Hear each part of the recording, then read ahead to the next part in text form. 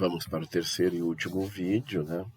Que agora é sobre esses slides aqui dos instrumentos de controle social.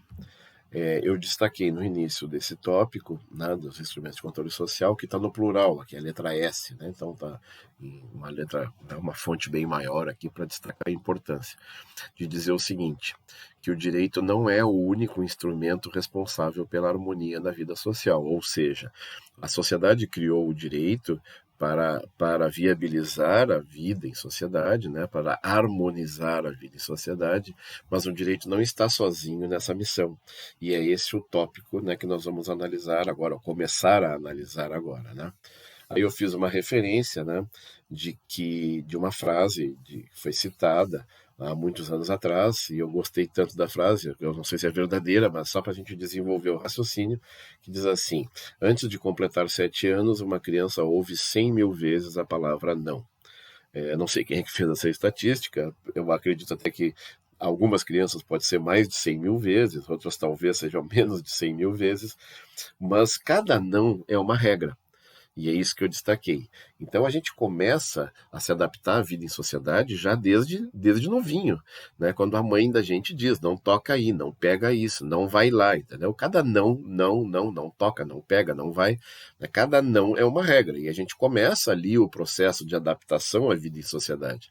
Né? E aí, às vezes, a gente tem crianças que não aceitam esses comandos, né?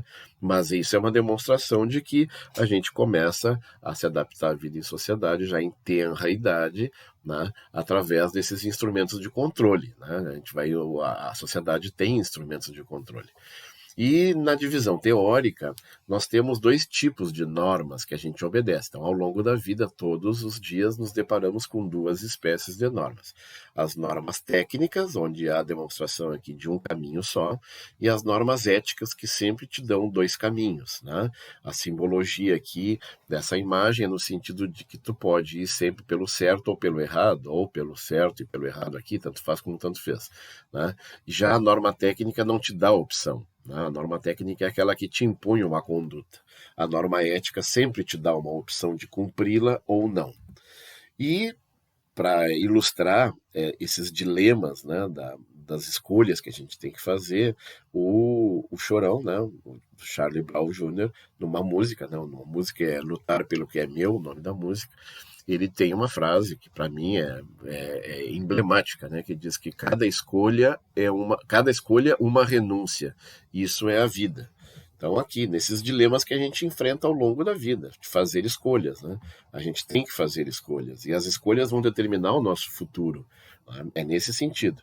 E toda vez que tu escolhe um lado, tu renuncia o outro. É isso que é nesse sentido. Então toda escolha implica uma renúncia. E esse dilema é um dilema ético. Né? O dilema ético sempre te impõe, né, a decisão por um lado e a renúncia ao outro. Não é só decidir por um lado. Por isso que ele sintetizou muito bem, coisa de gênio, né? De dizer que cada escolha, uma renúncia, isso é a vida. Pois muito bem. E aí nós entramos na caracterização dessas normas. Né? Quais são as características dessas normas? As normas técnicas são destituídas de valor e são invariáveis no tempo e no espaço, e se consolidam como uma imposição, um meio para atingir um fim. Já as normas éticas são constituídas de valor, olha a diferença aqui, uma é destituída e a outra é constituída. Elas são variáveis no tempo e no espaço, certo? E elas são deveres, ou seja, regulam os meios e os fins. Aqui é só um meio para atingir um fim. Aqui, né, que a gente falou, né, da questão do conceito de ética, né, porque para nós voltarmos aqui nas normas éticas, né, o conceito de ética do Aurélio Buarque de Holanda, né, que fez o dicionário mais famoso da língua portuguesa no Brasil, né, ele diz o seguinte, que ética é o estudo dos juízos de apreciação referentes à conduta humana, suscetível de qualificação do ponto de vista do bem e do mal, seja relativamente a determinada sociedade, seja de modo absoluto. Percebam a complexidade dessa definição aqui. Tenho certeza que a maioria de vocês não pensou, né, que ética fosse isso, né? Mas, na verdade, o que eu quero destacar são duas palavrinhas aqui, né? Duas palavrinhas, não, dois trechos, né? Primeiro, que ética é o estudo, né? Então, é um estudo. Né? Ética é um ramo do conhecimento, é um estudo, que estuda o certo e o errado, né? Aqui ele colocou do ponto de vista do bem e do mal, né? Mas, na verdade, estudo é uma coisa que estuda o certo e o errado. Tudo aquilo que o ser humano faz no sentido de estabelecer o que é certo, o que é errado, pertence à ética, ou interessa à ética, como ramo de conhecimento, como um estudo. E a questão de valor, ele diz que o valor é a importância de determinada coisa estabelecida ou arbitrada de antemão.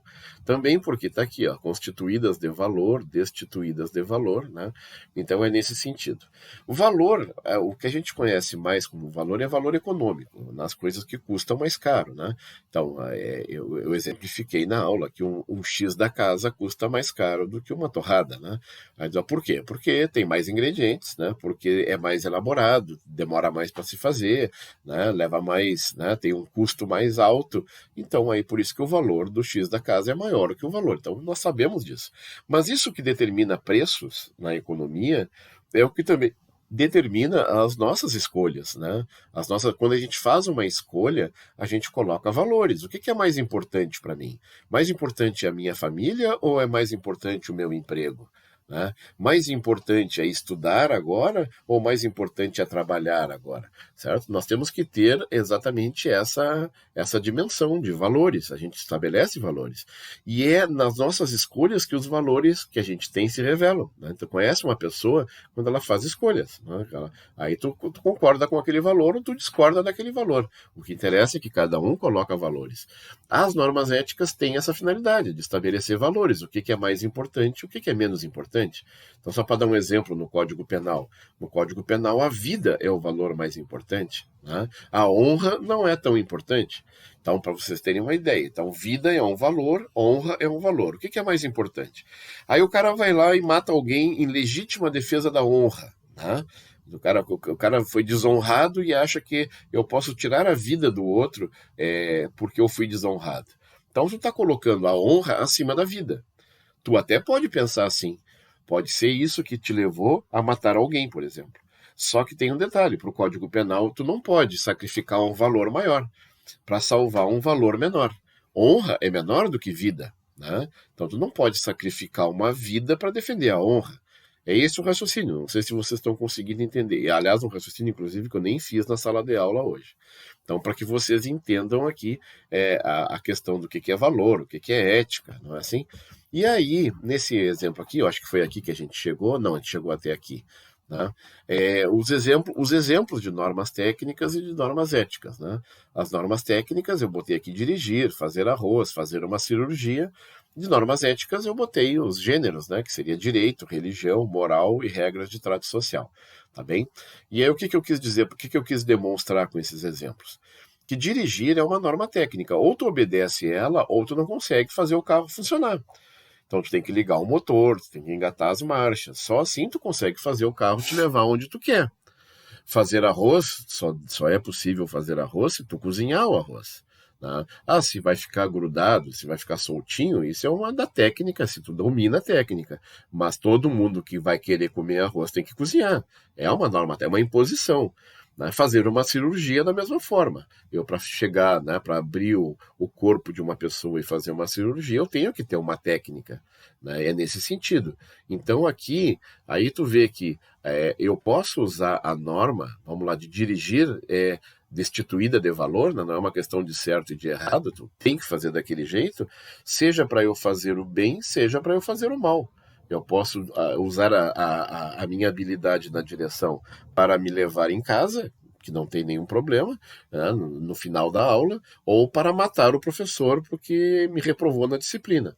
Então, percebam, eu usei a mesma regra, né, a mesma norma técnica, para matar um professor ou para me levar de volta para casa depois da aula.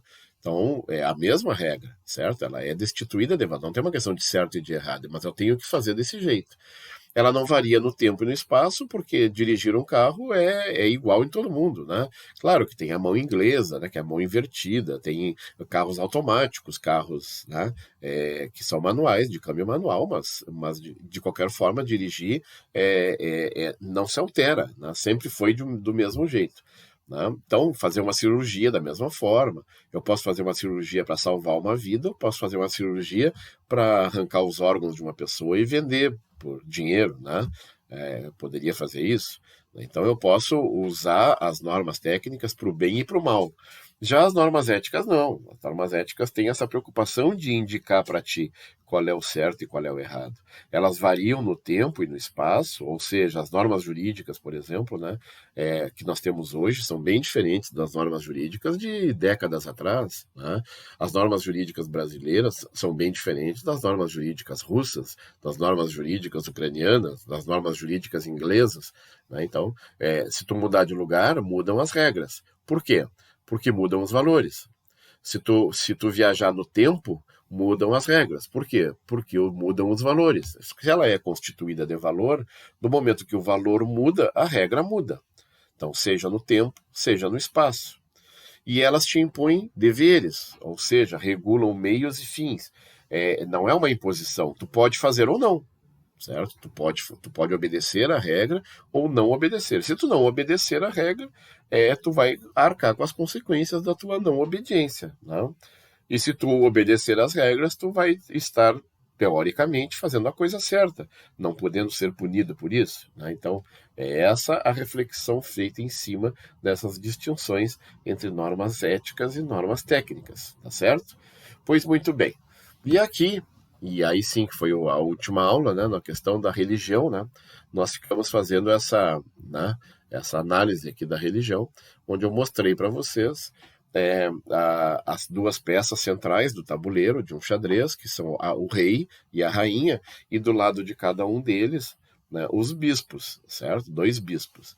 O que demonstra no tabuleiro do xadrez uma proximidade entre as autoridades políticas e as autoridades religiosas, evidenciando que na história da humanidade, política e religião sempre andaram muito juntos, muito próximos um do outro. Só que, aproximadamente no século XVII, ocorreu o fenômeno denominado de laicização, né? Estávamos rumando ao que se chama hoje de Estado laico, né? Ou seja, a separação da política, da religião, né? A Constituição não é mais a Bíblia, né? E a Bíblia não é mais a Constituição, nem o Alcorão, né? Os livros sagrados, né? Eles não são constituições, certo?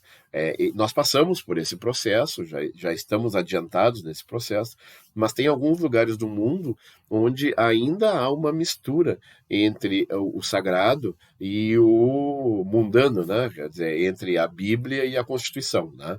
Em alguns lugares, o Afeganistão, acho que foi que a gente citou, né? E mesmo na nossa legislação, né? Tu ainda vê muita ligação entre religião, né? E direito, provando que no passado houve essa influência, né? Muito forte, né? E aí eu dei como exemplos o calendário que nós temos hoje de 12 meses, né? Que foi instituído pelo Papa Gregório, o descanso semanal, que tem inspiração, no caso, no Gênesis, né? No livro Gênesis da Bíblia. Deus criou o mundo em 6 dias e descansou no 7º, né? Então, o ciclo de uma semana é um ciclo de origem bíblica, né? Os feriados religiosos, né? Amanhã nós teremos a Sexta-feira Santa, depois o Corpus Christi, Nossa Senhora Aparecida, Natal, feriados dos padroeiros locais, no caso de Bagé tem 2 padroeiros, né? Um é 20 de janeiro e o outro é 24 de maio, né? Nossa Senhora Auxiliadora no 24 de maio e São Sebastião no 20 de janeiro.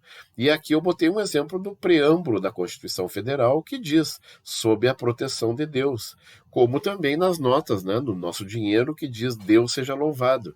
Então, nós ainda temos uma forte influência religiosa, né? Não só no direito, como eu mostrei para vocês aqui, como também no cotidiano, no dia a dia. Né? Nós não podemos recusar, por mais que tu não goste, né, dessa mistura, e essa mistura realmente não é salutar, misturar direito com política, perdão, religião com política, ou religião com direito não é legal, né? Nunca deu nada positivo, né, nessa mistura.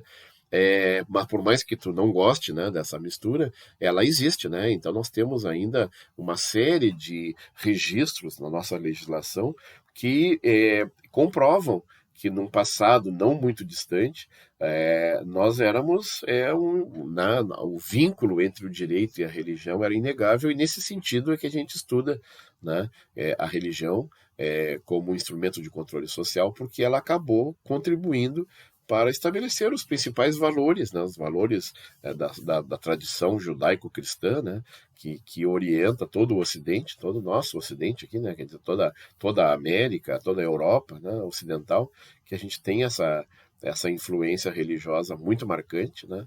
E por mais que tudo queira negar, ela existe, né? Então não é uma questão só, é fato, né?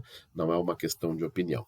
Então essa foi, sinteticamente, né, a matéria que eu passei na quarta-feira, dia 13 de abril, né, e que nós tivemos alguns problemas na transmissão, e eu queria proporcionar que os alunos que tiveram dificuldade de assistir pudessem ter esse resumão, né? Eu fiz um resumão aqui, jogo rápido, né? Mas a gente pode discutir todos esses temas no futuro próximo. Muito obrigado pela atenção e até a próxima.